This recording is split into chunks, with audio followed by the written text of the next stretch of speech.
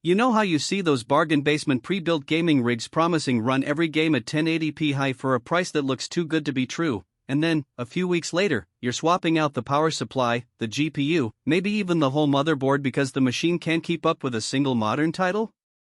That regret is the exact feeling I try to avoid when I'm looking at a mid-range pre-built.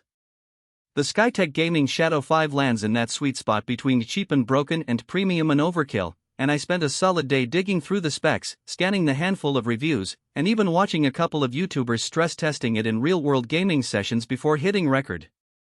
Link is in the description if you want to check the product details on Amazon.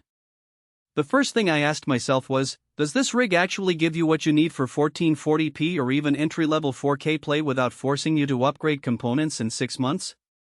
The answer, for most gamers who want solid performance now and a little headroom later, is a cautious yes. The Shadow 5 is built around an AMD Ryzen 7 7700, a CPU that sits comfortably in the 3.8 GHz base range and can turbo past 5 GHz when a game calls for it. Pair that with an NVIDIA RTX 5070, still a new name but positioned right between the RTX 4060 Ti and RTX 4070 in the current generation, and you've got a graphics card that can push 1440p ultra settings in titles like Cyberpunk 2077 or Elden Ring while still keeping frame time stable enough for a 144Hz monitor. What matters more than raw numbers, though, is how the whole system behaves once you plug it in. The 32GB of DDR5 6000 RAM means you won't see those annoying stutters that sometimes plague 16GB builds when you have a lot of mods or background streaming apps running.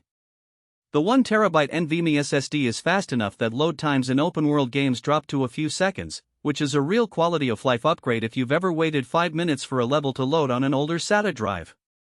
And because Skytech swapped out the typical cheap air cooler for a 360mm AIO liquid cooler, the CPU temperatures stay in the low 70s Celsius even under prolonged stress tests, something you'll notice if you like marathon sessions in battle royale games or run a virtual tabletop with friends while a game runs in the background.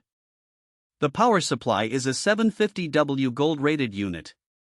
That's not a random number, it gives you enough headroom for a future GPU upgrade without having to replace the PSU. Many pre-built rigs cut corners here, and you end up with a 500W unit that screams at the moment you try to add a new graphics card. With the Shadow 5, you can realistically look at a future RTX 5080 or an AMD Radeon 7900 XT and still have a safe margin. Now, the real world is messy, and no machine is perfect. One practical weakness I noted is the Wi-Fi 5, 802.11ac module. It's functional and will handle most home internet setups, but if you have a gigabit fiber connection and a modern Wi-Fi 6 router, you'll be missing out on the lower latency and higher throughput that newer standards provide. It's not a deal breaker if you plan to plug into Ethernet. The unit includes a solid gigabit port, but for a truly wireless first setup, you'd have to buy an adapter. Another subtle trade-off is the lack of a built-in optical drive. That's not surprising for a modern gaming PC, but it means any older game collections on disk will need an external USB drive, which adds a small inconvenience and an extra purchase for some collectors. The system ships with Windows 11 and, importantly, no bloatware. You get a clean OS install, which saves you the hassle of uninstalling trial software that often drags down performance and clutters the drive. So, who should actually consider buying this machine? If you're a serious PC gamer who wants to dive into 1440p ultra settings today, wants the flexibility to jump to 4K in a year or two, and values a clean, ready-to-play experience out of the box, the Shadow 5 hits a lot of the right notes. It's also a good fit for streamers who need enough CPU headroom for encoding while they game, because the Ryzen 7's 8 cores and 16 threads can handle OBS and a demanding title without dropping frames. The 32GB of RAM is overkill for most single-player experiences, but it future-proofs you for multitasking and any upcoming titles that push memory usage higher. On the flip side, if you're a budget-conscious player who only needs 1080p high settings and is comfortable tweaking a DIY build, you'll probably get more bang for your buck by buying components separately and assembling yourself.